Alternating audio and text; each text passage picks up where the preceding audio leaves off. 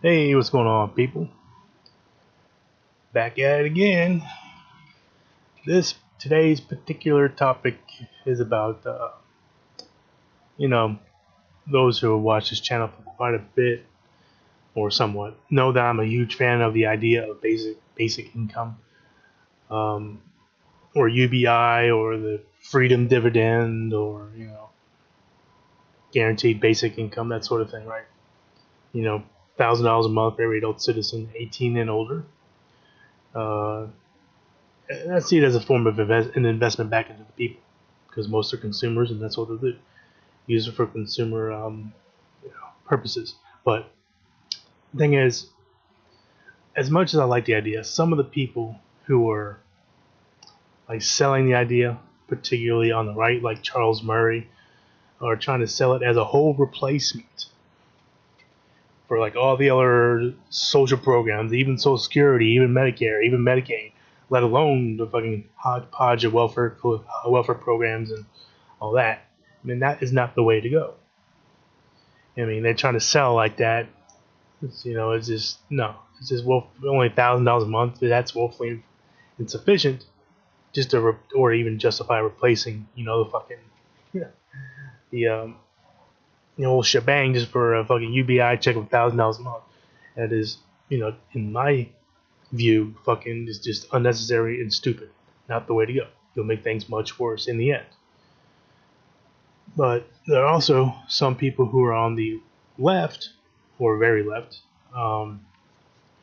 who are instead pushing for the idea of, say, extended Social Security, which I'm also interested in. If in the end it gives people an extra $1,000 a month or more on top of what they're getting now, if they're an adult citizen, of course, I think that's good too. I think that's just as good as a basic income, or the idea of basic income. So if we just did that, that'd be all right with me. I'm just looking for something to end up putting more money into the hands of the people, because if you believe in the idea of private inheritance, like Thomas Paine had once talked about 200 years ago, you should be for public inheritance as well. Um, I don't know if I'll do it now, but I can make the argument that through our consumer spending, all of us have already earned a basic income as a growth dividend of the GDP that we make grow. Our consumer spending grows the GDP, not dollar for dollar, but for more than just a dollar for dollar. And that either basic income or extended Social Security is just us getting a piece of that GDP growth back as a dividend. I'll probably do that in another episode, explain that in pretty good detail why I think that's the case. But whenever someone tries to sell you the idea, even many so-called liberal people are trying to sell the idea. Well, we gotta replace this, we gotta replace that, we gotta replace this, just to do basic income. No, it's not necessary, because what we're doing now, letting poverty exist the way it does, it's costly. A recent article by The Incomer, or at least shown by the website The Incomer, I have the link in the description below, shows that we're spending approximately. Sorry about that. Those shows that we're spending approximately like 4 trillion a year on poverty's expensive symptoms, either directly or indirectly. I think they're related to crime, health issues, and lost productivity related to poverty. And that's not just at the federal level. That's also at the state, local, city. It's all combined, estimated.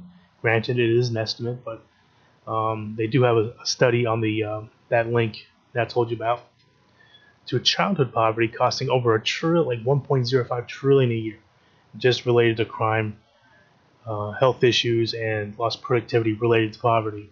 $1 trillion a year they're spending just on those fucking things. So I got into a bit of a back and forth with another online streamer personality. He just didn't believe that we're spending that much of poverty's expensive symptoms just on crime, health issues, and lost productivity. He just couldn't believe it. I tried showing him the articles, and he's like, "Oh well, I just do. I don't know, man. Dude, I fucking show. I can't. What else can I do?" And are you really gonna go with your internal narrative still? No, my internal narrative knows more than this fucking people do. That's fucking arrogant as fuck. I mean, I can see if it was one person or two people trying to tout this. No, this is like a study done, for whole groups of people. It's it's a bit arrogant to automatically dismiss such information out of hand without anything solid to come back with. Now if you have something solid to come back with, please do.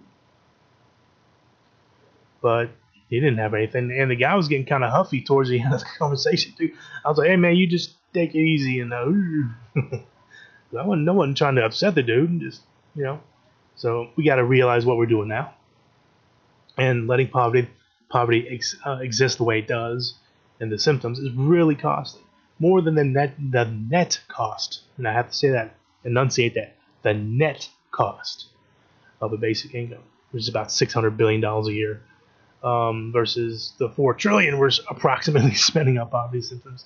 And many test studies have shown that basic income reduces those effects by around 20 or 30%.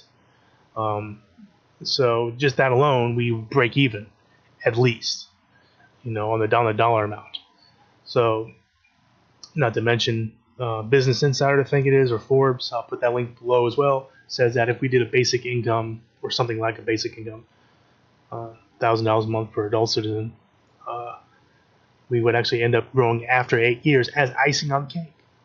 We would grow the economy $2.5 trillion larger than it is now after 8 years of doing it.